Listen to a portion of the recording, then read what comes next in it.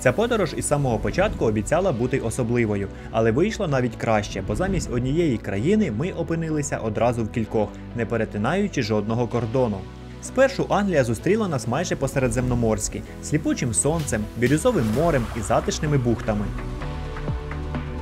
Далі ще цікавіше – канали, що нагадують Венецію, та неосяжні килими тюльпанів, як у Нідерландах. Але це все був лише розігрів. На горизонті з'явилися білі скелі, і ми опинилися у французькій Нормандії. І щоб контраст був максимальний, ми вирушили на сафарі. Жирафи, зебри та носороги ходили за кілька метрів від нас, наче десь у Кенії, а на іншому боці країни нас зустріла геть інша картина – ціле узбережжя вкрите тюленями. І ми все ще в Англії. Ну і подорож до цієї країни була б неповною без магії, тож ми зазирнули у справжній Хогвартс, тобто Оксфорд і Кембридж, побродили їх коридорами, дізналися, як живуть місцеві грифіндорці і слизеринці, де вони сплять, навчаються та їдять. Ну що, готові до повного занурення в контрастну та прекрасну Англію? Тоді беріть смаколики і ми починаємо. Можливо, Англія не перше місце, яке спадає на думку, коли думаєш про пляжний відпочинок, але варто вирушити на південь країни і ви опинитесь у зовсім іншій реальності. Бірюзова вода, сонце, яхти. Зазвичай очікуєш побачити такі пейзажі десь у Греції чи Хорватії, ну загалом у середземноморському регіоні і точно не на британському узбережжі, де за кліматом більше пасує дощ. Місце, куди ми з вами приїхали, має назву Юрське узбережжя. Багато з вас чули про фільм «Парк юрського періоду», але мало хто знає, що в Англії є узбережжя безпосередньо пов'язане з динозаврами.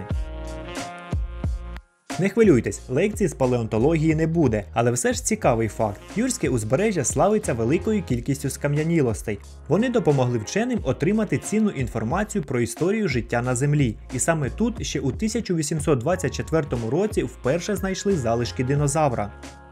Юрське узбережжя простягається аж на 154 кілометри. Тут відкриваються захоплюючі краєвиди з вражаючими бухтами, бірюзовою водою та дивовижними білими скелями, особливе місце серед яких посідає Дардлдор. Вам теж здалося, що назва звучить, ніби це брат професора Дамблдора з Гаррі Поттера. Професор Дамблдор. Насправді ж це величезна природна арка з вапняку поблизу мальовничої маленької бухти Лулвард.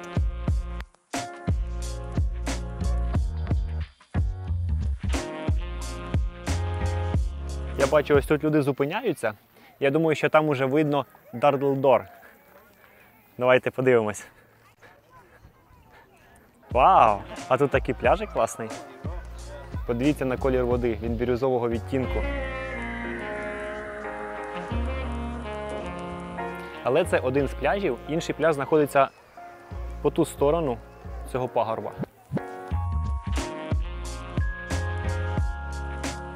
Ну що ж, ось ми підходимо до оглядового майданчика, звідти буде відкриватися вид на Дардлдор. Хо-хо-хо, дивіться, клас! Ось і він. Але людей на пляжі, як то кажуть, нема де яблучко впасти. До речі, слово «дардл» у назві найімовірніше походить від староанглійського слова, що означає «пробивати» або «свердлити». Пояснення більш ніж логічне, бо саме так 10 тисяч років підряд море пробивало собі шлях крізь цю тверду породу.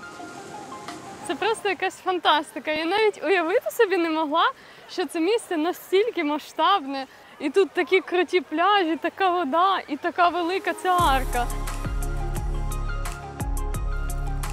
Спустилися до самого пляжу, і ось так це все виглядає знизу. Ви просто подивіться, скільки тут людей.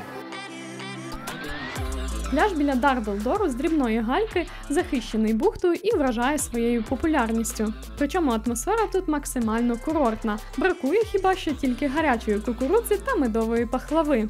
Люди засмагають, купаються, спокуса залізти у воду з'явилася і в нас. Хоча до такого, признатися чесно, ми не готувалися, і купальники благополучно залишили вдома. Ну що ж, йдемо пробувати водичку.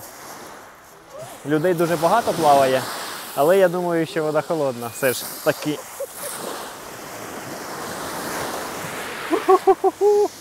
Як я і думав, вода освіжаюча. Подивіться, що тут відбувається. Судячи Судячи з того, як цей чолов'яга чинить опір, тутешня вода йому теж не до вподоби.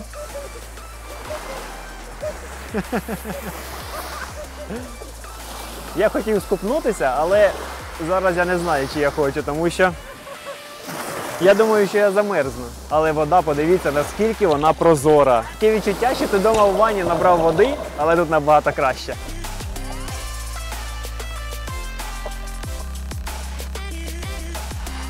Мені теж стало цікаво, яка тут водичка. Вона просто льодяна. Дуже багато людей купаються, діти. Оце я ще трішки так постою, і точно пальці відмерзнуть, реально. Ну не знаю, градусів 17, як є, то й добре. Вода тут дійсно не прогрівається більше, ніж на 18 градусів. Тож без гідрокостюма ви ризикуєте швидко відчути себе морським котиком. До речі, з морськими котиками ми теж познайомимося, але трохи згодом. А поки що давайте пройдемо уздовж берега. Тут розгортається ще грандіозніша картина. Високі білосніжні скелі, що виростають просто з моря.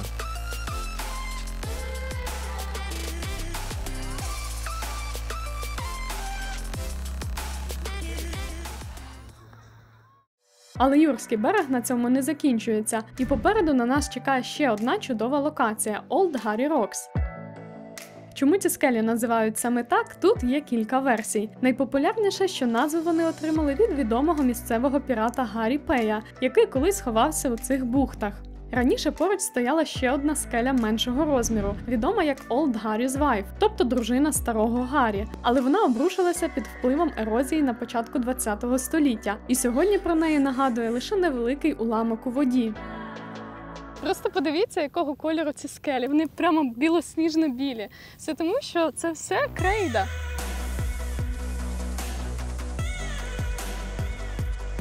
Крейда відносно м'яка порода, тому море і вітер безжально точили її тисячоліттями. Так і з'явилися ці химерні форми, що стирчать посеред моря.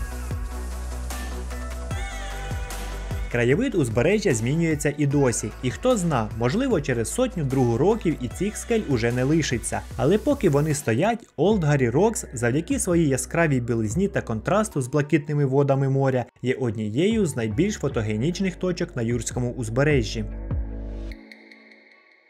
Ми знайшли оглядовий майданчик, з якого відкривається найкраща панорама на Old Harry Rock. Просто подивіться, який тут краєвид.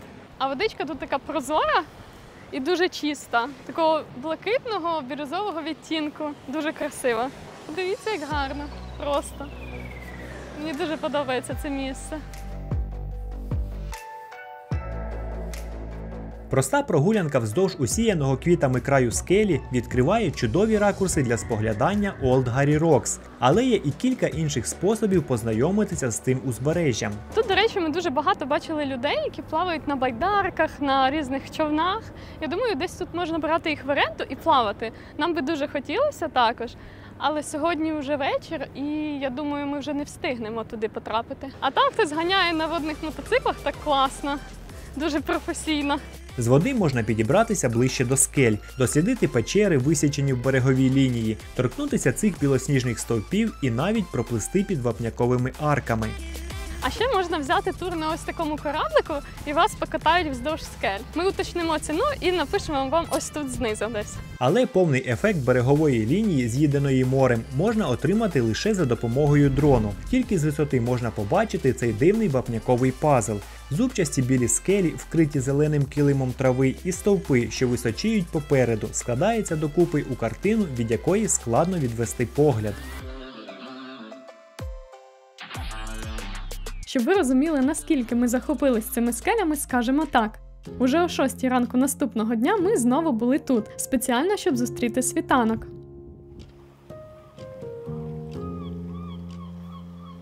І ось кілька причин, чому ми це зробили. По-перше, у ранковому світлі білі скелі сяють золотими, помаранчевими і рожевими відтінками, а це виглядає набагато цікавіше, ніж вдень. По-друге, саме в цей час узбережжя оживає. Над морем кружляють чайки, баклани та інші птахи. І їхній крик створює чудовий ранковий фон.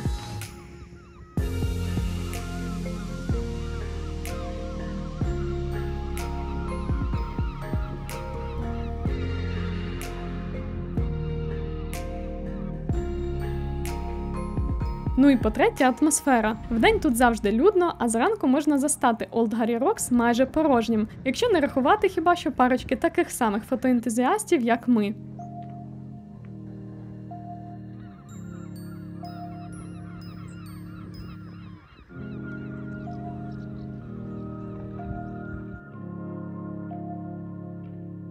До речі, будучи на Old Harry Rocks, можете дорогою заїхати до руїн замку Корф, заснованого в далекому 11 столітті. Він погано зберігся до наших днів, але його локація доволі цікава. Можна забратися на вершину пагорба і опинитися всередині майже повністю зруйнованих кам'яних стін. Звідси відкривається краєвид на село Корф, що розташувалося біля підніжжя замку, та мальовничі околиці.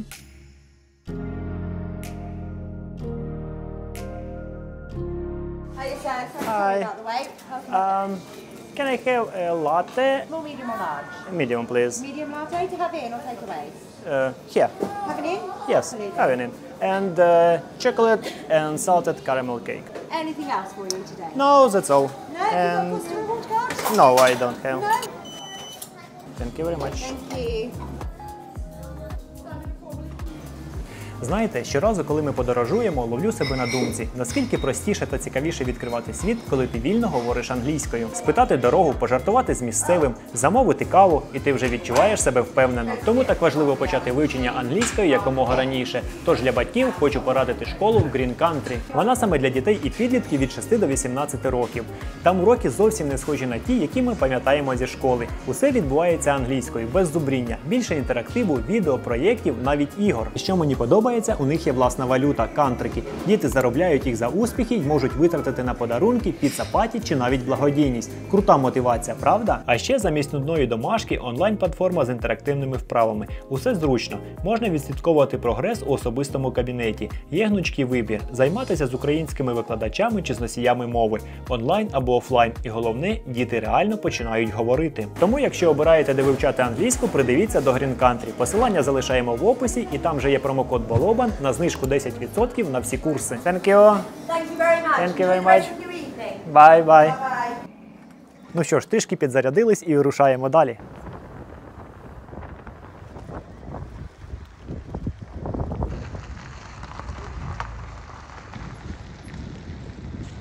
І так ніколи не здогадаєтесь, куди ж ми приїхали. А ми приїхали на сафарі. Hello. 2 tickets. Thank you. Bye. До речі, квитки сюди коштують 32 фунти з людини. Погодьтесь, ціна кусається. Тож залишається перевірити на власному досвіді, чи справді воно того варте. Вобурн Сафарі Парк – це величезне царство тварин, яке розкинулося на сотнях гектарів. Йому вже понад 55 років, і це один із найстаріших сафарі-парків Великобританії. Унікальність парку в тому, що тварини тут не ховаються за решітками, а вільно гуляють територією, майже як у дикій природі. А знайомство з жителями парку проходить із вікон автомобіля, інколи на відстані витягнутої руки. Сафарі поділене на кілька секцій, і спочатку ви потрапляєте у африканську саванну. На зеленій території серед рослинності на полях тут неквапливо прогулюються жирафи, зебри, антилопи та носороги.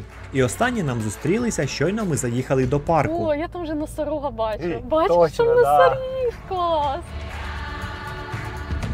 Там носоріг прямо лежить. І ніякої загорожі немає. І справді, важко повірити, що ця масивна тварина відпочиває буквально за кілька метрів від нас, на своїй території, а ми завітали до неї в гості. Ого, який в нього рог! Нічого собі. Це що в нього там, 1,5–2 рог той? Закривай, закривай, закривай, закривай. Він підходить до машини. Джека, тікаємо!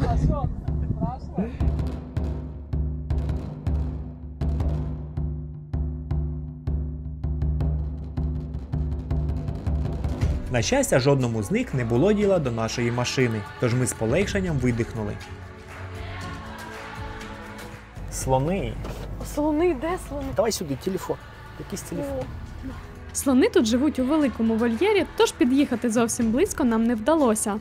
Але якщо вам цього замало, можна замовити спеціальну екскурсію і побачити їх зблизька. Ми заїжджаємо в якийсь вольєр.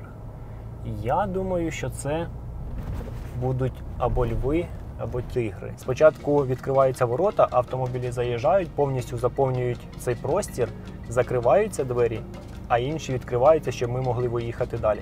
Ну що ж, так, у нас зелене світло, ми проїжджаємо. Першими за списком мали бути амурські тигри, але їх ніде не було видно. Ми вже думали, що доведеться задовольнитися порожніми кущами, але після ще одного повного кола все ж пощастило їх побачити. І так, у цьому парку можна кататися хоч із самого ранку і до самого закриття. Тож, якщо маєте терпіння, у вас є всі шанси побачити абсолютно всіх тварин. Так, ми зараз заїхали на територію ведмедів. Я сподіваюся, що ми хоча б ведмедів побачимо. А ото, навірно, То, мабуть, ведмідь. То ведмідь. Це чорні американські ведмеді. Вони сиділи просто обабіч дороги зовсім поруч. Іноді навіть переходили дорогу, змушуючи всіх чемно зупинятися. І не лише вони. Канадські вовки теж траплялися зовсім близько до авто.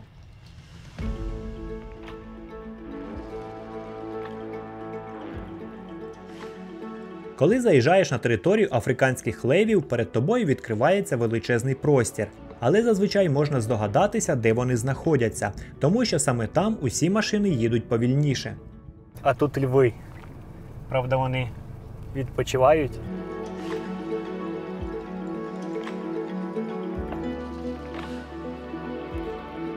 Якщо ви хочете побачити всіх звірів зблизька, прямо дуже зблизька, потрібно замовляти віп-екскурсію.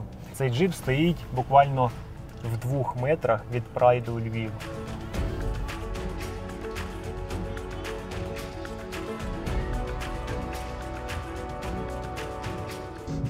Від хижаків ми знову виїхали до савани, і тут першими нас зустріли елегантні граційні красені.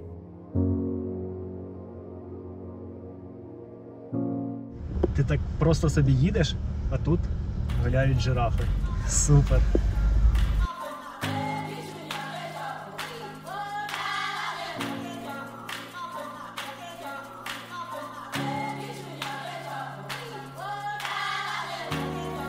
А ще тут мешкають зебри, кілька видів антилоп, буйволи і навіть дикі віслюки.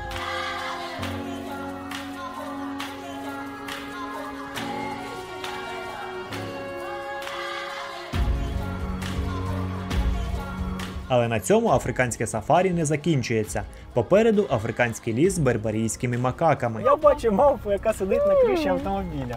Так, знімай.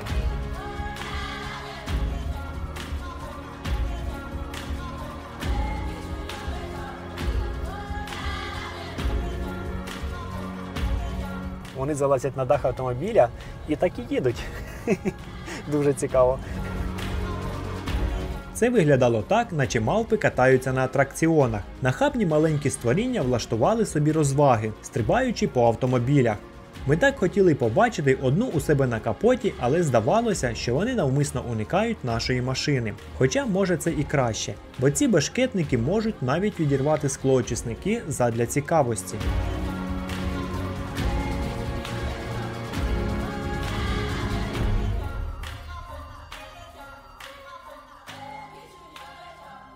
Після повного кола автосафарі ми припаркувалися і вирушили до пішохідного сафарі. Тут багато тварин теж розгулює без вольєрів, і це дарує зовсім інший рівень вражень, ніж будь-який зоопарк. А тут мають бути лемури. Дивіться, ось він, ось він. Глянь, який білий.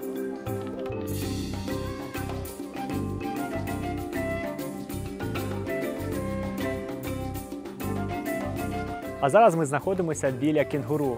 Подивіться, ось він сидить. Дрібніші тварини, такі як сурікати, вже сидять у загорожах, але територія у них теж немаленька. Тут же є басейни з тюленями, які граційно пірнають під воду, а потім виринають і роздивляються туристів, кумедні пінгвіни та поважні черепахи.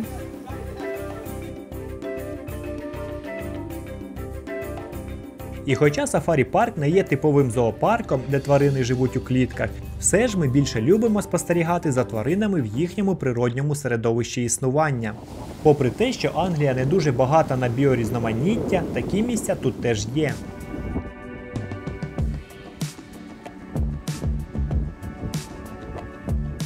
Ми знаходимося на Хорсі Біч. Тут повинно бути дуже багато тюленів. Ми вже їх бачили, як вони плавають у воді. Але сподіваємося, що нам повезе і ми побачимо їх ще й на пляжі. Тож пішли шукати.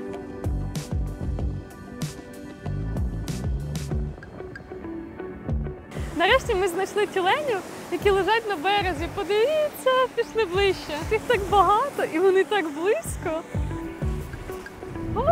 Ой, вони злякалися нас, походу. Це перше місце, де ми побачили так багато тюленів у дикій природі, які просто відпочивають і живуть своїм найкращим життям лише за кілька метрів від нас. І їх, здається, зовсім не бентежить те, що навколо блукають люди і витріщаються на них. І тут навіть є дитинчата, подивіться, ось маленькі тюленчики. Лежать собі, чилять. Дуже круто. Найкращий час для відвідування пляжу Хорсі Геп – це зимові місяці, починаючи з листопада по лютий. Саме в цей час на пляжі відбувається народження та виховання дитинчат тюленів.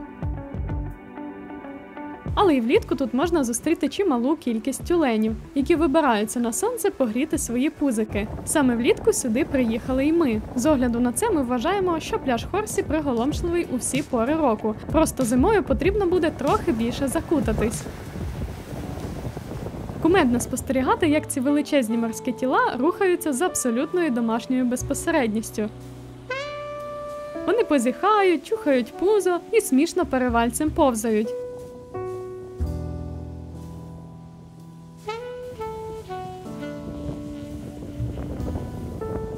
Спостерігати за ними можна годинами.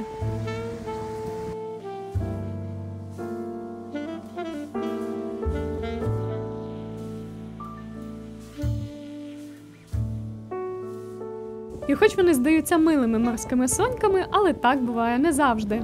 Дуже близько не можна підходити, тому що вони агресивні. Але є й менш приємна деталь, яку складно оминути. Запах такий стоїть, не дуже приємний. Вони так трішечки воняють.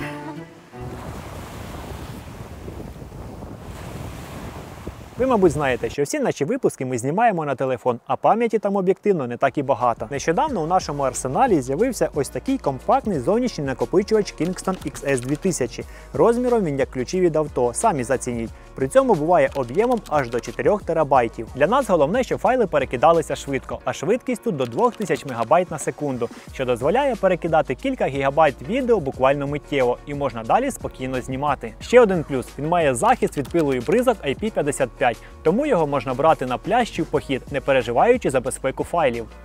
Також ми вже встигли затестити SSD під час монтажу, і він чудово справляється з великими проєктами у 4К. Насправді це не тільки для зйомок. SSD підійде, наприклад, для роботи у сфері IT чи дизайну, де потрібно зберігати робочі проєкти чи резервні копії, або навіть для геймінгу. Одним словом, це тепер обов'язковий девайс у наших подорожах. Якщо ви шукаєте швидкий і надійний спосіб зберігати свої файли, переходьте за посиланням, яке ми залишили в описі під відео. Хоча головною визначною пам'яткою є тюлені, в цьому районі є ще кілька цікавих місць, які варто відвідати. Наприклад, Норфолкські затоки. Ми знаходимося в англійській Венеції. Скрізь канали і будиночки стоять прямо на воді. Ви тільки подивіться. Виходиш собі в дворик. І все. І ти на річці. Класно. Вроксем – це серце норфолкських бродів і справжня англійська Венеція. Тут життя крутиться навколо річки Бур. Будинки стоять прямо над водою, просто сидячи на подвір'ї, можна витягнути щуку, а човни для місцевих така ж буденність, як автомобілі для нас. І як у знаменитому італійському місті, оглядати архітектуру та ландшафти тут краще з води. Тож ми вирішили сісти на борт знаменитого Queen of the Broads і пересвідчитися, чи справді тут так гарно, як розповідають. Ми забронювали тур на ось цей ось кораблик. Хочемо подивитися на цю Венецію з води. Ідемо займати найкращі місця. Це великий двоповерховий прогулянковий човен, розрахований більше ніж на 100 пасажирів. У ньому є критий салон на випадок непередбачуваного англійського дощу та відкритий верхній майданчик, де можна сповна насолодитися краєвидами. Подорож стартує прямо з центру Вроксема. Ми відправляємося від причалу і повільно ковзаємо річкою Бур. а капітан тим часом підкидає цікаві факти про цю місцевість. Якщо коротко, то Норфолкські Броди – це величезна мережа річок, озер і каналів, що тягнеться більше ніж на 200 кілометрів. У середньовіччі тут активно видобували торф, а коли ями залишили, вода поступово затопила їх, перетворивши територію на дивовижний водний лабіринт. Сьогодні ж уздовж цих водних артерій вирівнялися акуратні будиночки з доглянутими садками.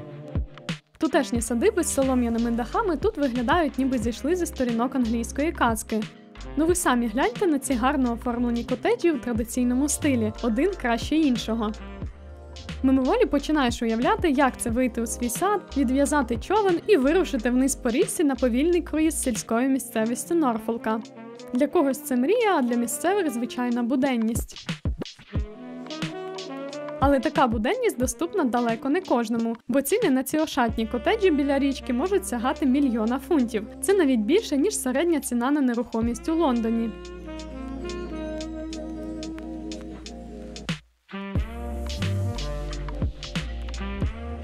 Втім, не варто думати, що мешканці пересуваються виключно річкою. Планування села продумано так, що до кожного будинку веде автомобільна дорога, тож більшість мають і машину, і човен.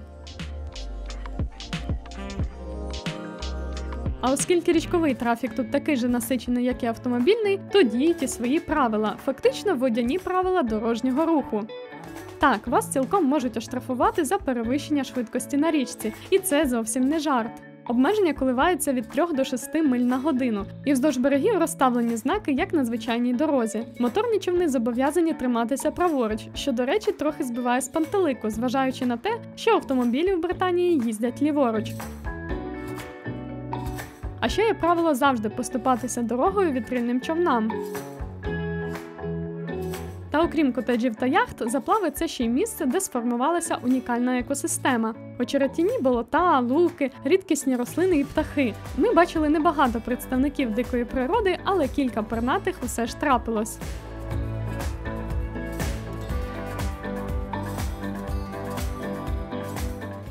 Але якщо з природними пам'ятками все зрозуміло, то чи бачили ви коли-небудь, як сотні людей гуляють навколо розкиданої купи каміння з надзвичайно серйозним виглядом? Ні? Тоді ласкаво просимо до Стоунхенджа. Як саме ця купа каміння стала культовою пам'яткою і однією з головних світових загадок, достеменно невідомо. Але люди з усього світу їдуть у Солсбері, що за 2 години їзди від Лондона, щоб на власні очі побачити одне з найбільших археологічних див світу. Радує лише один момент, що за вхід сюди нам не довелося нічого платити, бо інакше ця прогулянка між брил коштувала б нам 60 фунтів на двох.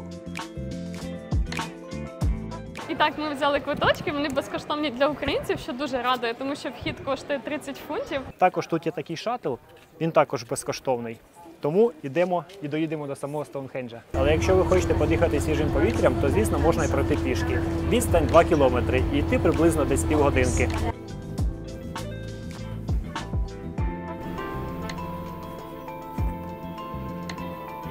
Ось там уже видно Стоунхендж. Цікаво, що він старший навіть за деякі єгипетські піраміди. Коли у Єгипті тільки починали зводити свої легендарні гробниці, на англійських пагорбах уже стояли ці кам'яні кола. Стоунхендж побудований 3000 чи 2000 років до нашої ери. І враховуючи тодішні технології, це вражає, як побудували таку споруду. Щоб зрозуміти масштаб цього дива, уявіть собі, кожен камінь Стоунхенджа важить щонайменше 30 тонн. Це як кілька автобусів, складених один на одного. І тепер найцікавіше, частину цих брил привезли аж із Уельсу, а це між іншим 240 кілометрів. Сьогодні для такого перевезення знадобився б цілий парк тягачів, платформ та підйомні крани. А тоді, уявіть собі людей у шкурах, які волокли ці камені примітивними механізмами та перекочували їх на колодах. І мало того, що вони доправили глиби сюди, їх ще й поставили у величезне кам'яне коло, а зверху поклали горизонтальні плити. Вийшов справжній неолітичний лего, тільки вагою в десятки тонн. Передбачається, що саме так виглядав Стоунхендж у свої найкращі роки. Висота найвищого каменю 7,5 метрів, а під землю він також ще заходить на 2 метри. Ви тільки подивіться на цю конструкцію. Як на мене, то вона грандіозна. Щоб туристи не нудьгували, розглядаючи акуратно розставлене каміння посеред поля, тут вигадали інтерактив. Навколо Стоунхенджу всюди є такі ідеї для фотографій, які можна повторити. І зараз я спробую повторити ось цю. Нижче. Ось так. Ось так. То я ж роблю до себе і нижче. Нормально так? Ура! Раніше, років 40 назад, тут можна було гуляти всередині Стоунхенджу, і деякі люди навіть залазили наверх і їли там бутерброди свої. А зараз це заборонено, так як нанесене спеціальне покриття, яке захищає камені. Ну, з одного боку шкода, з іншого, знаючи туристів, може і на краще, бо бажаючих надряпати на каменях чергову гравюру «Я тут був» завжди вистачає. Тепер же усі чемно ходять по колу і милуються Стоунхенджем здалеку. Біля центру для відвідувачів також є невеликий музей з реконструкцією неолітичних хатин. Тут можна побачити, якими, ймовірно, були поселення тих, хто зводив Стоунхендж. Але, чесно кажучи, вони мені більше нагадують хати десь у Африці. А тут представлений механізм, яким теоретично могли пересувати такі колони. І написано, скільки людей потрібно, щоб його потягти. Ну що ж, спробуємо.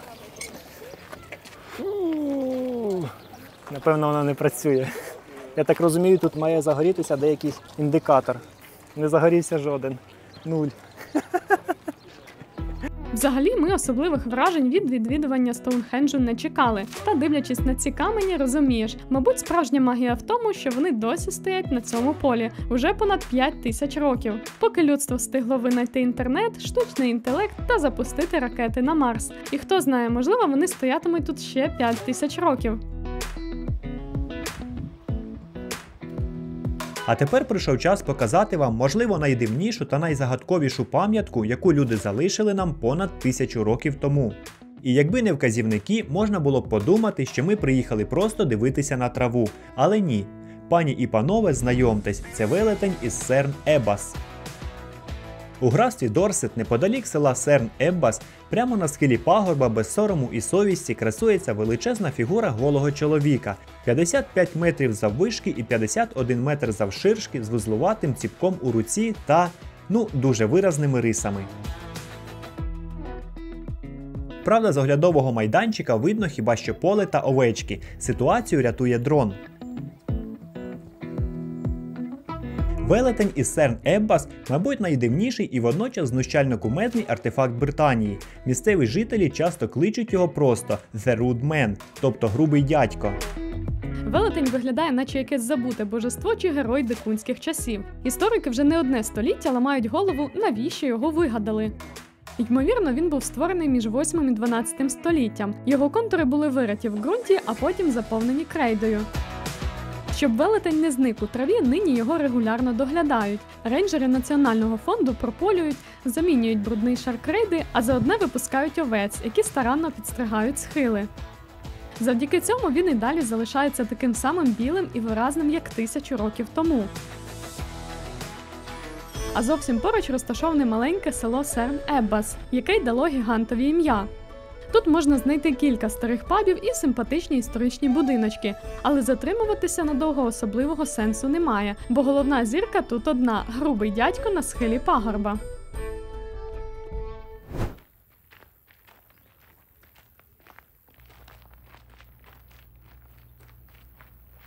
А ми продовжуємо досліджувати Jurassic Coast. Ми вже вам показали білі скелі, проте окрім білих скель, тут також є дуже багато мальовничих пляжів. І ми хочемо вам деякі з них показати. І взагалі це місце є найтеплішим у Британії і, відповідно, найпопулярнішим для проведення літнього відпочинку. На цей пляж можна потрапити тільки з 9 ранку, тому що навколо військова зона, дорогу закривають на ніч. І ми приїхали одними із перших.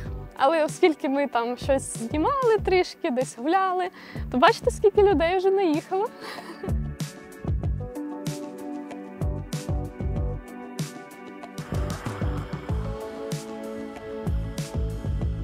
Затока Ворбароу належить Міністерству оборони, і потрапити до неї можна лише в певний час, коли не проводяться військові навчання. Ми цього не знали, тож нам того дня просто пощастило, що дорога була не перекрита. Тут майже не відчуваються приливи і відливи, що дуже круто. І водичка, подивіться, якого кольору. І вона така прозора-прозора. Зараз хочу спробувати, чи вона тепла. Купатися, звісно, холодно, тому що це вам не Греція. І тут клімат набагато холодніший. але британці купаються. Сама затока Ворба-Роу велика, широка та оточена монументальними крейдовими скелями, ідеальна для плавання та водних видів спорту. Невеличке уточнення – ідеальна лише тоді, коли ви у гідрокостюмі.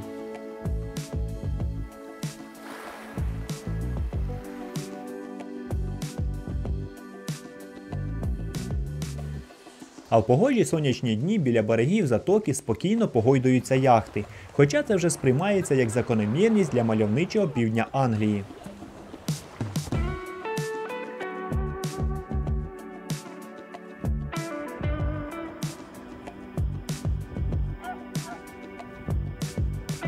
Далі рухаємося до бухти Лулвард. До речі, пам'ятаєте Дардл-Дор? Так от від нього до Лулвард веде мальовнича стежка довжиною 2,5 кілометри. Якщо ж приїдете сюди на авто, то парковка обійдеться у 10 фунтів за 4 години або 20 за цілий день. Це доволі типова ціна для пляжів і популярних туристичних локацій в Англії.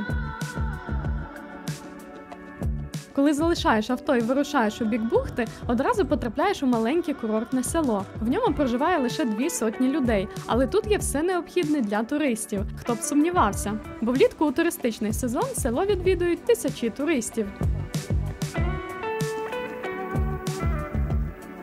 Ми приїхали до ще одного пляжу, і судячи по кількості людей, яка тут знаходиться, це прям мега популярне місце. Це така невеличка бухта, яка з усіх боків оточена пагорбами, дуже мальовниче місце, і взагалі мені не віриться, що воно знаходиться у Англії.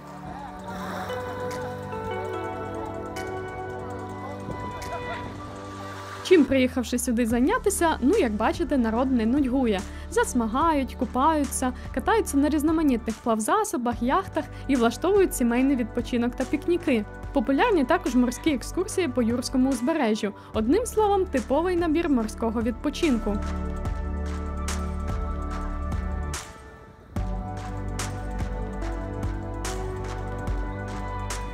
І, звичайно, тут є де розгулятися любителям пішохідних прогулянок та хайкінгу, адже околиці бухти Лулвард відомі своїми чудовими краєвидами, особливо на скелях і стежках навколо затоки. А зараз ми направляємося до оглядового майданчика, звідки має відкриватися ще краща панорама на бухту. Ось така стежка веде до краю скелі. Зараз ми підійдемо туди і вам все покажемо.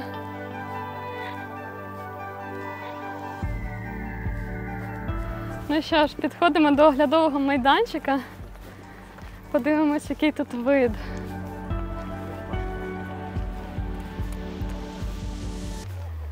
Вау! Ви тільки подивіться, яка тут панорама, а вода така голуба.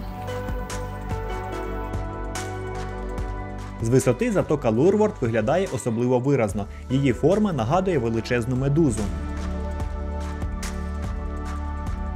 Найглибша точка затоки сягає близько 10-12 метрів, хоча рівень води тут постійно підкоряється ритму припливів та відпливів. А природна захищеність бухти створює спокійну, майже дзеркальну гладь, яка ідеально пасує для купання та снорклінгу.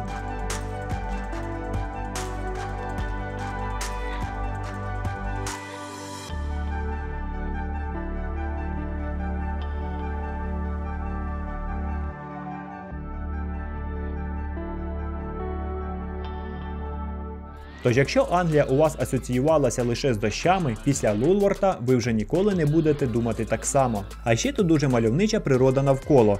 Поруч ховається ще одна геологічна цікавинка – Стерхоул, молодша сестра Дардл-Дор.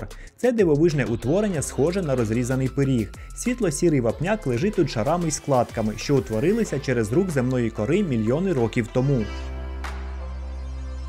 Дорогою від пляжу можна заїхати ще до села Вест-Лулвард із казковими будиночками під солом'яними дахами, а якщо пощастить, то і забронювати житло в одному з них та пожити у самому епіцентрі цієї краси.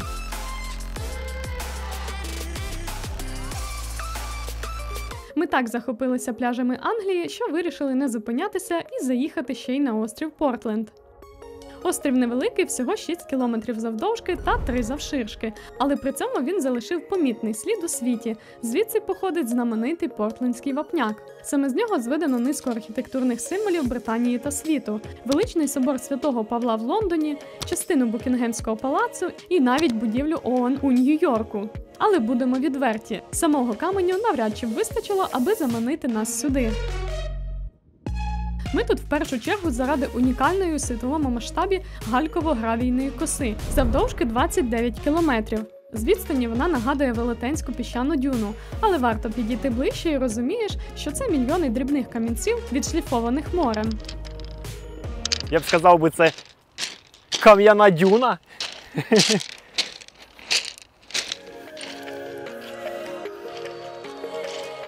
Коса настільки протяжна, що навіть дрон не може охопити її до кінця. Горизонт просто зливається з білою лінією берега. Таке відчуття, що я знаходжуся десь у пустелі. Дюни і море. Того дня на пляжі було небагато людей, лише кілька рибалок, що закидали вудки. Та й купатися тут небезпечно через різке зростання глибини та підводні течії. Але найбільший магнетизм цього куточка у виразному ландшафті, що не має аналогів. Місце, яке безумовно варто побачити та дослідити, і воно не схоже на жодне інше місце в Англії.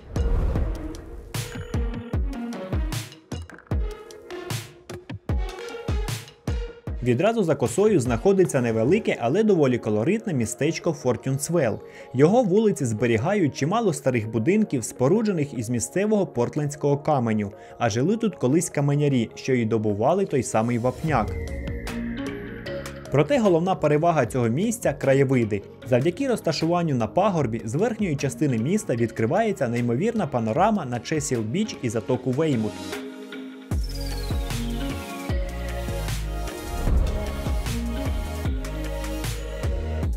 Та це ще не всі цікавинки на острові. Якщо проїхати у самий його край, то можна дістатися маяка.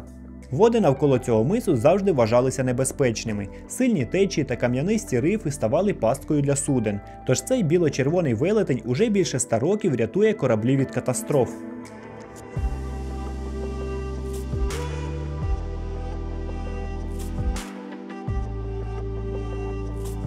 Водночас острів зберігає ще одну унікальну пам'ятку – скелю, відому під назвою Кафедра. Вона була спеціально залишена недоторканою при створенні родовищ вапняку, але при цьому трохи видозмінена, виходячи з релігійних міркувань. До скелі притулили величезну кам'яну плиту, яка мала нагадувати розкриту Біблію, що лежить на кафедрі священника. Звідси й пішла сама назва скелі.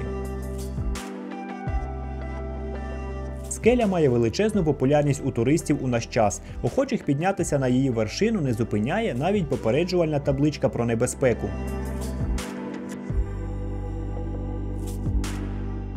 У графстві Дорсет на південному узбережжі Англії причаївся ще один популярний пляжний курорт.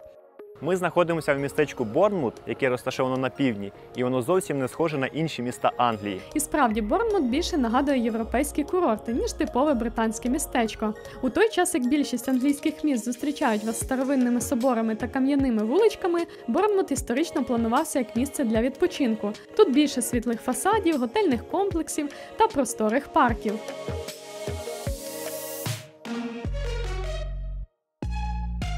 Основне курортне життя міста зосереджено у його центрі. Тут розташовані магазини, кафе, нічні клуби, виставки та, звісно ж, найкращі у Борнмуті пляжі. Інші райони здебільшого спальні.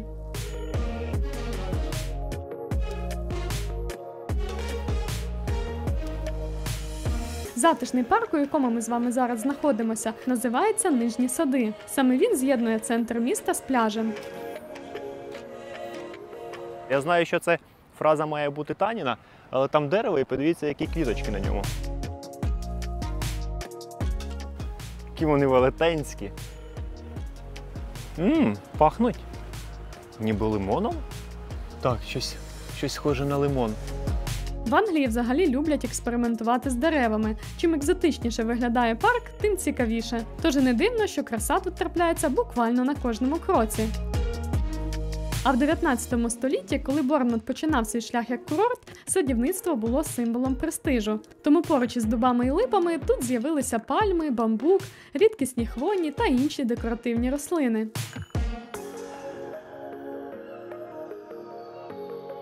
А ще Борнмут є дуже популярним для відпочинку серед англійців.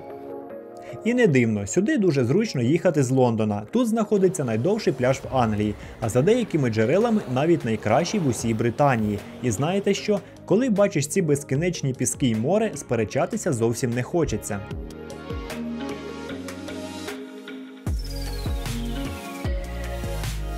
І ще, тут берегова лінія 16 кілометрів, так що місце знайдеться для кожного. І так як тут досить мілко, то вода гарно прогрівається і можна купатися з комфортом.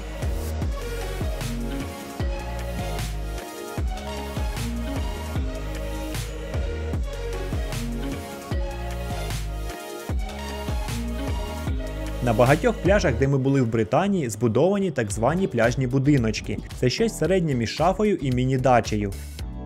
Їх використовують для перевдягання, зберігання пляжних речей чи якоїсь провізії. Такі будиночки можуть бути різного розміру, їх можна купити чи орендувати. Ще одна характерна річ для британських курортів – це пірси. З'явилися вони у 19 столітті і мали дуже практичну мету. Поважна аристократія та середній клас, звісно, любили морське повітря, але терпіти не могли пісок у туфлях і мокрі подоли суконь. Тож вирішили проблему елегантно. Будували довгі прогулянкові пірси, щоб гуляти, не заходячи у воду. З часом пірси перепрофілювалися і стали не просто місцем для прогулянок, а справжніми центрами розваг з атракціонами, кафе, барами, фіш-н-чіпс і навіть міні-казино.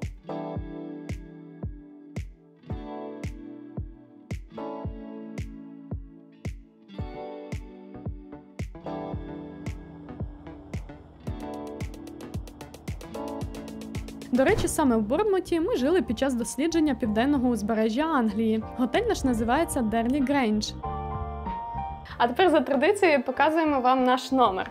Цього разу ми забронювали ось такий невеличкий номер, він нам обійшовся 55 фунтів.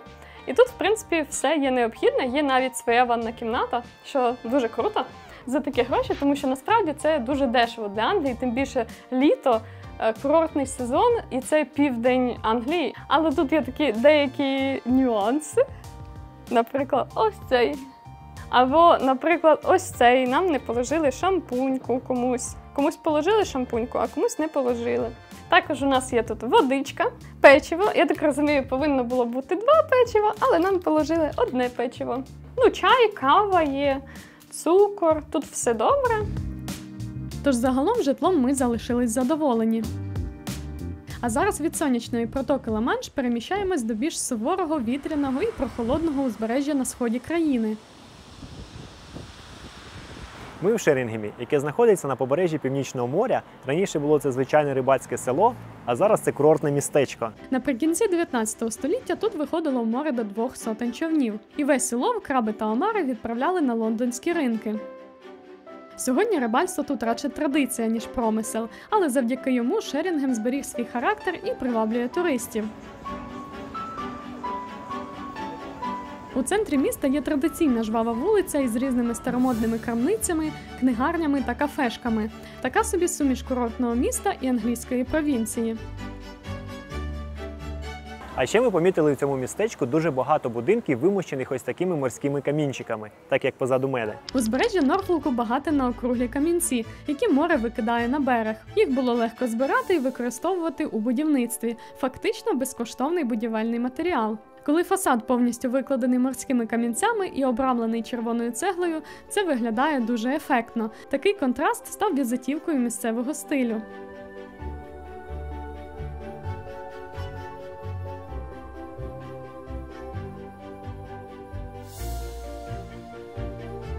А ще це містечко відоме своїм паровим потягом. І саме заради цього потяга ми сюди і приїхали. Але тут не лише потяг, але й вся станція. Вона ніби переносить тебе на століття назад. Це справжня подорож у часі. Вокзал у Шерінгемі відреставрований у стилі 1950-х. Із вивісками, касами та антикварними елементами. Старі валізи та скрині на станції дають вам справжнє уявлення про те, як це було багато років тому.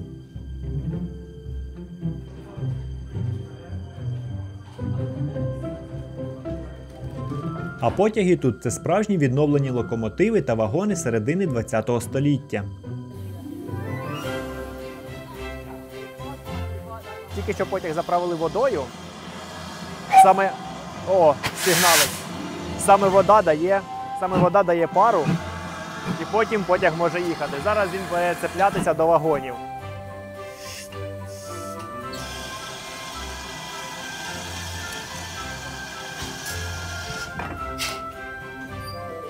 А ось і кочегар. Його робота – підтримувати в топці стабільний жар, щоб вода в котлі постійно кипіла і виробляла пару. Додає атмосфери ще й те, що всі від машиністів і кондукторів до провідників виглядають так, ніби вийшли з іншої епохи. І що найбільше нас вразило, уся ця лінія майже повністю працює завдяки волонтерам. Ви можете собі уявити, як кілька залізничних станцій тримається на ентузіазмі людей, які не отримують за це зарплату. Сьогодні понад 500 волонтерів працюють на Poppy Line. Так, до речі, називається залізниця.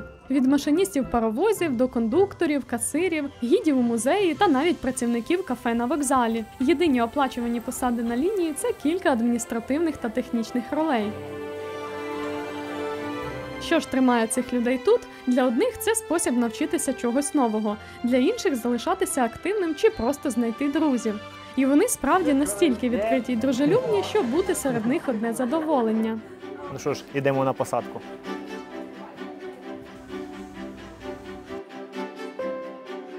Тут люди чуть не залишилися. Випадково зрозуміли, що потяг вже відправляється. Поїхали! У цьому потязі реально відчуваєш себе героєм старого фільму. Їдеш, ловиш вітер обличчям і кайфуєш від миті.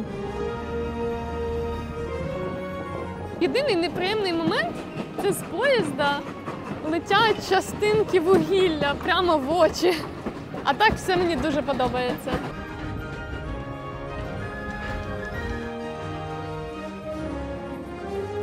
Я себе трішки відчуваю, наче у фільмі «Гаррі Поттер».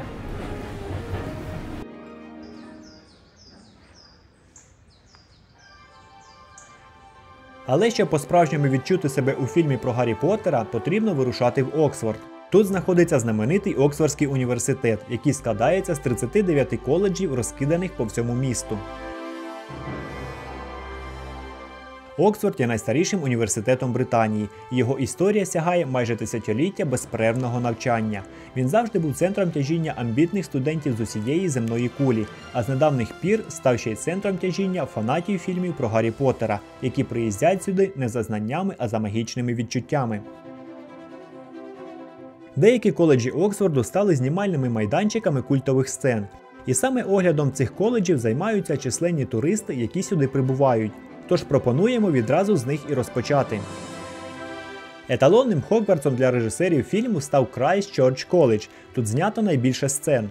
Архітектура цього коледжу найбільш упізнавана в усьому Оксфорді. Монументальні сходи, середньовічні коридори та грандіозна їдальня, яка вражає навіть тих, хто ніколи не чув про Хогвартс. Саме на цих сходах знімали фільм «Гаррі Поттера», а саме «Таємну кімнату» та «Філософський камінь». Великі сходи в коледжі Christ Church використовувалися в багатьох сценах. Саме по них першокурсники Хогвартсу вперше піднімалися до великої зали, і саме тут їх вітала професор МакГонагал перед церемонією розподілення по факультетах. Welcome to Hogwarts.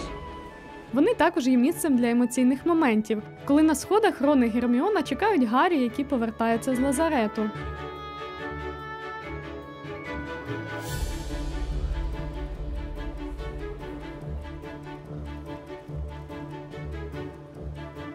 Більшість їдалень у Оксфорді шалено нагадують великий зал у Хогвартсі, але саме трапезна коледжу Christ Church має інтерес у туристів. Хоча Гаррі Поттера не знімали в цій залі, але творці надихнулися саме нею і відтворили її на студії Warner Brothers. Велика зала коледжу Christ Church стала прообразом великої зали Хогвартсу. І як у фільмі, студенти коледжу тут їдять. Причому ввечері тут подається урочиста вечеря, на яку потрібно обов'язково одягати формальний костюм. Трапези у великій залі відбуваються з 1520-х років.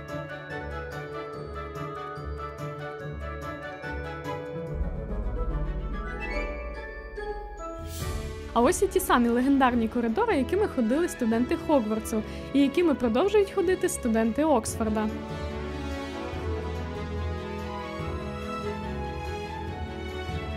Далі переміщаємось у Нью-Коледж. Не дайте себе обдурити назві. Новим він був хіба що у 14 столітті. Сьогодні ж це один із найстаріших коледжів Оксфорду, який отримав свою назву лише для того, щоб відрізнятися від ще давніших сусідів.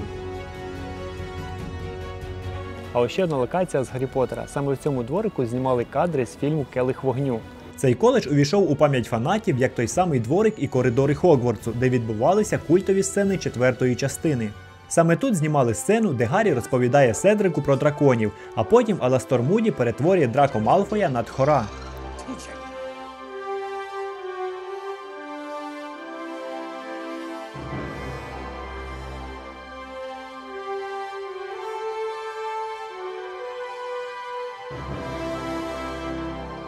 Ну і ще одна зірка кіноекрану – Бодліанська бібліотека. Вона заснована в 14 столітті і цілком можливо, що це найстаріша бібліотека у світі. Не дивно, що саме її обрали як сховище магічних манускриптів у Хогвартсі. Вчені, до речі, були дуже незадоволені, коли бібліотеку цілих 3 дні окупували кіношники. У Бодліанській бібліотеці розташовані 2 локації, на яких знімалися фільми про Гаррі Поттера. Але всередину всі квитки розпродані. Зате можна зайти в сувенірний магазин, тож покажемо бодай його.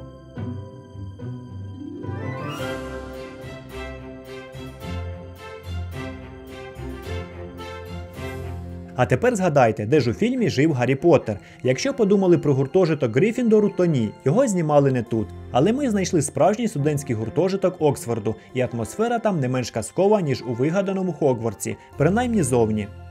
Ось так виглядає гуртожиток, в якому проживають студенти першого року навчання. Йдемо всередину, покажемо кімнату. Кімната розрахована на одного студента. Тут є ліжко, крісло, стіл, дзеркало. Ось така велика дошка, де можна прикріплювати документи. Також є холодильник, сейф і ванна кімната. І, звісно, британська фішка. Це окремі крани для холодної і гарячої води. А так виглядає гуртожиток, в якому навчаються студенти другий рік. Це не гуртожиток, а якийсь палац. Йдемо, покажемо і тут вам кімнату. Які масивні двері. Одні, а потім інші. А ось такий вигляд має сама кімната. Але ця кімната розрахована на 2 студентів. Для одного, для іншого кімната і загальний, так сказати, хол, де можна влаштовувати вечірки або просто навчатися. Самі ж кімнати досить маленькі. Тут є ліжко, умивальник, звісно, з 2 кранами. І такий гардероб. І, в принципі, все. А фішкою такої кімнати є ось таке сидіння на підвіконні. Береш чашечку чаю, сідаєш, зручно, і можна спостерігати. Але погодьтеся, на одному підвіконні всю науку не вивчиш, тож студенти Оксфорду вирушають туди, де знання зберігаються у більш масштабних декораціях. Ми знаходимося біля Редкліф-камери, вона є бібліотекою, і це одна з найвпізнаваніших споруд в Оксфорді. На жаль, вхід в неї заборонений тільки по спеціальним пропускам. Однак в Оксфорді вистачає і інших дивовижних бібліотек, наприклад, у коледжі Крайстчерч. Вона виконана у класичному стилі з великими арочними вікнами і нескінченними рядами книжок. Кажуть, їх тут понад 200 тисяч. А ще мені дуже сподобались ці рожеві дивани. Цікаве вийшло поєднання старовинних портретів на стінах та сучасних яскравих меблів.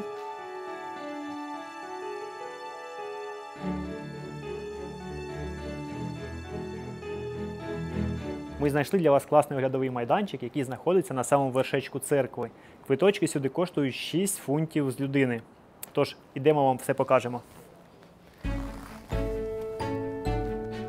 Єдине але доведеться трохи попітніти на сходах, проте, повірте, краєвид цього вартий.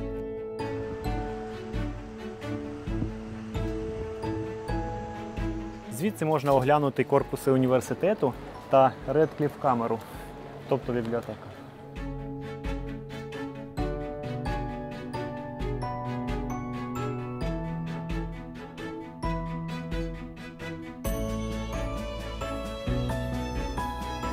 Архітектура звідси виглядає ще більш казково.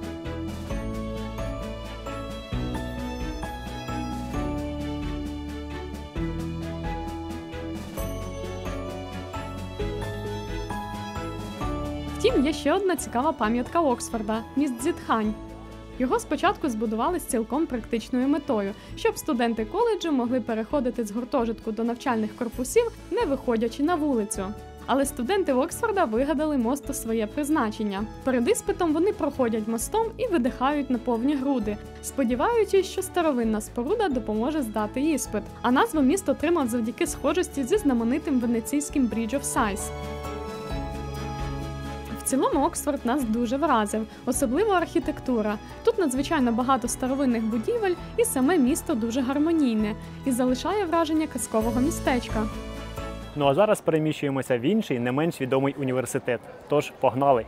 І якщо Оксфорд – це місто з університетом всередині, то Кембридж – університет з усіх боків оточений містом. Взагалі, університет Кембриджу з'явився після того, як частина викладачів Оксфордського університету покинула Оксфорд після гучної історії з вбивством, скоєним студентом. За вікном стояло 13 століття. Тобто, на відміну від Оксфорда, який і задовго до появи університету вже був важливим розвиненим торговим містом, Кембридж став розвиватися саме завдяки університету. До речі, щоб підкреслити свою інакшість, навчальний тиждень у Кембриджі вирішили починати з четверга, а не з понеділка, і ця дивна традиція збереглася донині. Як і Оксфорд, університет Кембридж – це скупчення коледжів, кожен із яких є окремим навчальним закладом. Їх тут 31. Традиційна система коледжів дозволяє студентам жити, їсти та соціалізуватися прямо на території закладу, зі спільними гуртожитками, їдальнями, кімнатами відпочинку та бібліотеками. Майже всі коледжі мають чудово доглянуту територію, внутрішній двір, а то й не один, і обов'язково красиві сади. Часом квіткові стіни вкриті гліцинією, що вибухає цвітом у травні і перетворює суворі кам'яні фасади на справжню романтику.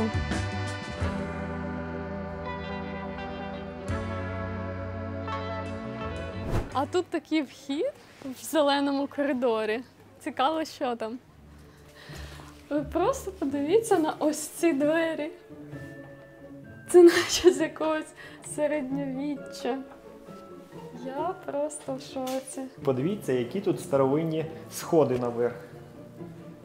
Я не знаю, їм напевно років 100. Можливо, навіть більше. Вони від старості, бачите, повитиралися. А який тут ліфт? А він, походу, не працює, тому що тут все в павутині. Я такого в житті не бачила. Двері відкриваєш, заходиш. Ну круто. О, а поряд такі двері. Якщо що, я 1,68 м.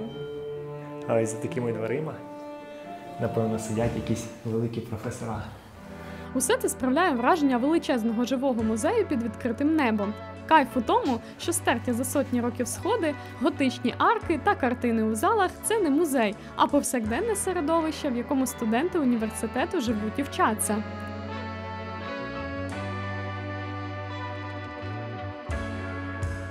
Чималою мірою Кембридж повторює атмосферу Оксфорда. Візьмемо, наприклад, їдальні, які тут називають холами. Нам вдалося зазирнути в кілька таких. І часто це дуже старі мальовничі обідні зали з високими стелями, дерев'яними панелями, старовинними портретами та довгими рядами столів. Уявіть, як було б атмосферно замовити тут фіш-н-чіпс або тарілку пасти і повечеряти поруч із картинами 17 століття.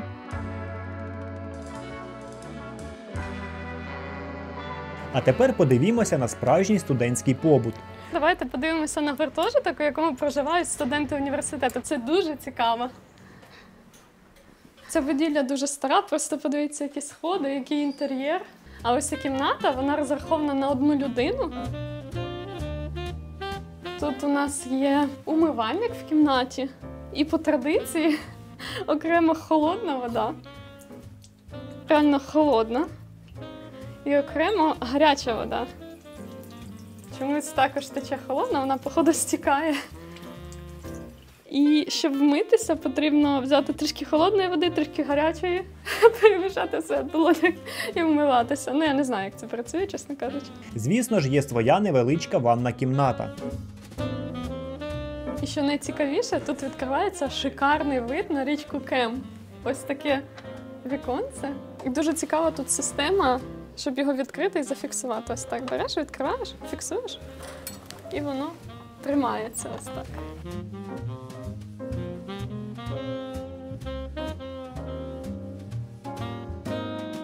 Ну і подивимося, яка кухня у студентів. Пішли. Ось така вона невеличка, ну тут дуже тісно. Це як для однієї людини, але я так розумію, тут всі люди, що живуть з однієї сторони, з іншої, вони всі користуються кухнею. Проживання у студентських гуртожитках Кембриджу коштує по-різному – від 136 фунтів на тиждень за просту кімнату до 201 фунта за покращену.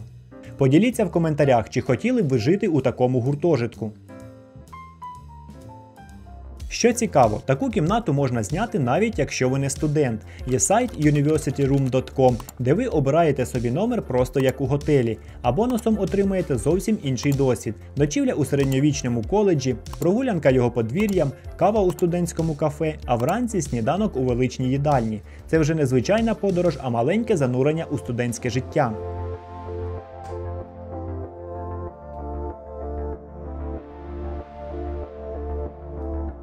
Ми вже показали вам, де студенти Кембриджу живуть та їдять, а тепер настав час подивитися, де ж вони навчаються. Не секрет, що в Кембриджі багато бібліотек. Більшість факультетів має власну бібліотеку, і кожен коледж також має свою. Ось, наприклад, бібліотека Рена. Наприкінці 17 століття, коли її було збудовано, бібліотека була найбільшою в Англії. Тут є дуже старі рукописи середньовіччя, нотатки Ісаака Ньютона, який навчався в Трініті, і навіть оригінальний рукопис Вінні-Пуха з ілюстраціями, адже і автор, і художник теж були студентами цього коледжу. Але бібліотеки Кембриджа – це не тільки старовина. Університет інвестує і в сучасні простори. У нових бібліотеках багато скла і світла, зручні робочі місця з розетками та простір для групової роботи.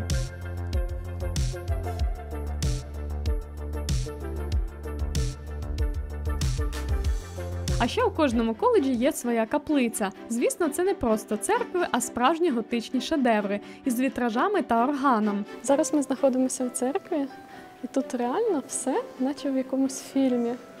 Просто не віриться своїм очам. Коли засновували Кембридж, то освіта була тісно пов'язана з церквою. Тому і каплиці були обов'язковим елементом, так само як їдальні чи бібліотеки. Сьогодні ж, окрім богослужінь, які періодично теж там проводять, у церкві відбуваються урочисті церемонії, концерти класичної музики, органні вечори і навіть весілля.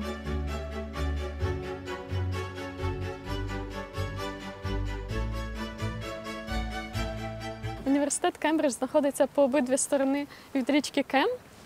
І тут дуже багато таких доріжок, де можна гуляти. Дуже гарна територія скрізь. Краєвиди в місті зустрічаються дуже іделічні. Можна побачити корів на галявині прямо навпроти головного коледжа університету, в той час як студенти поспішають на пари. Саме від річки Кем походить назва міста, що буквально означає «міст через річку Кем».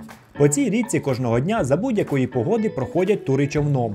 Катання на такому човні називається пантінг. І замість весел для пересування річкою використовують довгу палку, якою відштовхуються від дна. У Кембриджі вони вже давно перетворилися на такий самий символ міста, як гондоли у Венеції.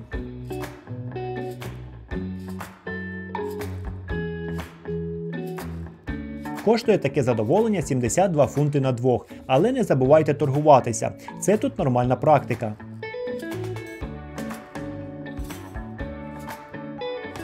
Можна сісти в човен з кермовим, а можна й самим взяти жердину. Такі недосвідчені хлопці та дівчата часто створюють затори, коли їх розвертає і так і сяк, і вони перекривають частину і без того не дуже широкої річки.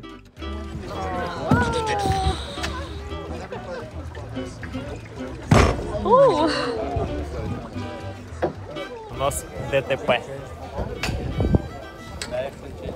Прогулянка триває близько 45 хвилин. Чи варта вона грошей – питання дискусійне. Але під час такої поїздки можна пропливти під мальовничими мостами та побачити коледжі з незвичного ракурсу. І саме заради цього варто спробувати.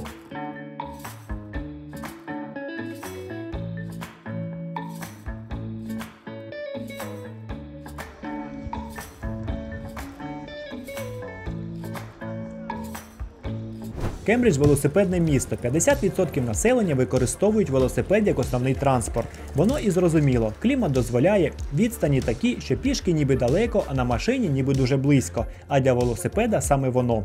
Тож велопарковки тут стоять заповнені під зав'язку, а велодоріжки простягаються мало не крізь усе місто.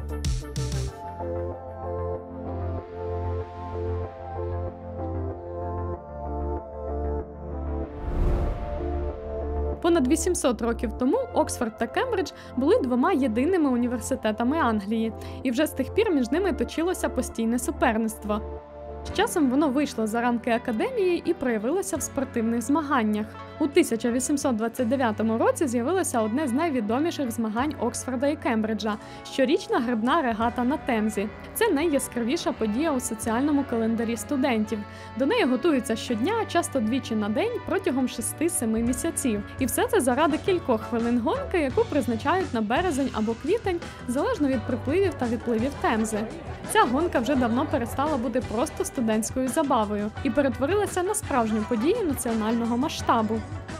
За підрахунками минулих років цю подію відвідує 250 тисяч чоловік, а онлайн дивляться понад 15 мільйонів. Уявіть собі, наскільки це популярне змагання. Вздовж Темзи відкриваються тимчасові кіоски з сувенірами. Атмосфера нагадує величезний спортивний фестиваль. Футболки та кепки розкуповують прямо перед стартом. Представників Кембриджу можна відрізнити за кольором одягу. Ось, наприклад, за мною пішли хлопці в таких світло-зелених футболках, кофтах, а для Оксфорда характерні темно-сині кольори. Спортсмени теж виступають у формі відповідного відтінку. Крім спортивного значення, регата Оксфорд проти Кембриджа є, звісно, ще й величезним видовищно-світським дійством. Публіка збирається на берегах та мостах за кілька годин до її початку. У натовпі панує веселий настрій, багато хто приносить із собою алкоголь або купує його у численних пабах чи із спеціальних рюкзаків з краниками. Тут панує святкова атмосфера. Ось хлопці за моєю спиною у темно-синіх футболках із Оксфорда. Вони розливають пінни власного виробництва. Всі святкують, веселяться і всі чекають на початок змагань. Окреме видовище – це коли човни нарешті виносять із човнярні і урочисто спускають на воду. Глядачі, які вже годинами займають місця на березі, вибухають оплесками і вигуками. Просто відчуйте цю підтримку. Це щось неймовірне.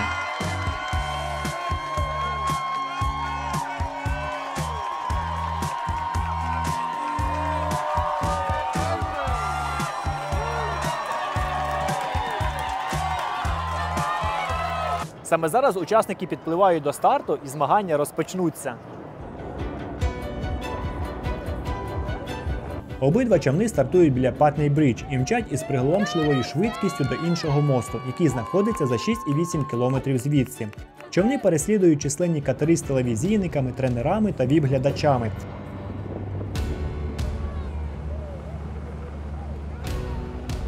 А над усім цим гуркотять вертольоти телекомпаній. Вони зависають над Темзою, знімаючи видовищні кадри для прямих трансляцій. Їхній звук ще більше підсилює ефект події національного масштабу. Це, в принципі, все, що можна побачити з берега. А для справжніх фанатів є спеціальні глядацькі зони. Там встановлені гігантські екрани, на які BBC у прямому ефірі транслює перебіг перегонів.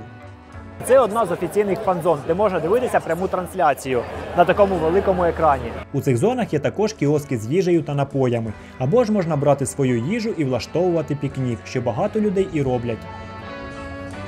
А у нас пауза на перекус. Супер соковитий смачний бургер, бо його робив я.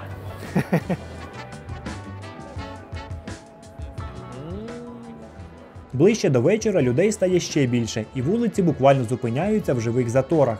А ми намагаємося пролізти через увесь цей двіж. Всі кричать, п'ють пиво, махають руками. Не без зусиль, але ми потрішки рухаємось.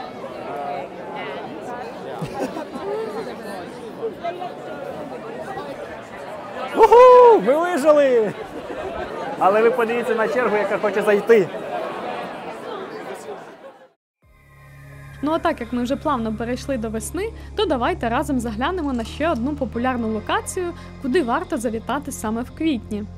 І ні, ми не в Нідерландах, ми все ще знаходимося в Англії, але погляньте, скільки навколо мене тюльпанів. Перед вами найбільше поле тюльпанів в Англії – Norfolk Tulips. Воно відкрите для публіки лише протягом 2 тижнів на рік, щоб зібрати кошти на благодійність. Попасти на нього цілий квест. Потрібно пильно стежити на сайті дату старту продажів квитків, бо кожного року вона різна, ставити собі на цей день нагадування і з самого ранку ловити квитки на перевантаженому сайті, бо зазвичай вільні слоти зникають вже за кілька годин. І як ви зрозуміли, нам таки пощастило вирвати свій шанс. Тож ходімо разом подивимося, чим особливе це місце. Головна зірка – це, звісно, саме тюльпанове поле, але організатори створюють і додаткову інфраструктуру, щоб відвідувачам було цікаво та зручно гуляти. Є прогулянкові доріжки, фотозони. А ось тут знаходиться бар і такі імпровізовані сидіння. Поле справді величезне, його площа 13 гектарів. Це еквівалент приблизно 20 футбольних полів. І все це засаджено ідеально рівними рядами тюльпанів. Справжній квітковий рай. Тільки уявіть, на цьому полі висаджено понад 9 мільйонів тюльпанів.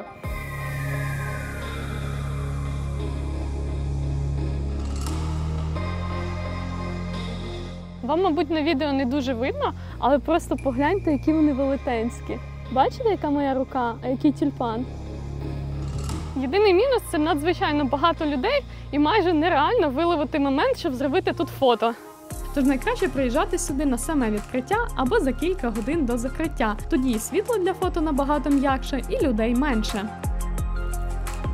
До речі, квиток на поле коштує 10 фунтів. Цілком обґрунтована ціна для поля такого масштабу. Особисто ми отримали неймовірне задоволення.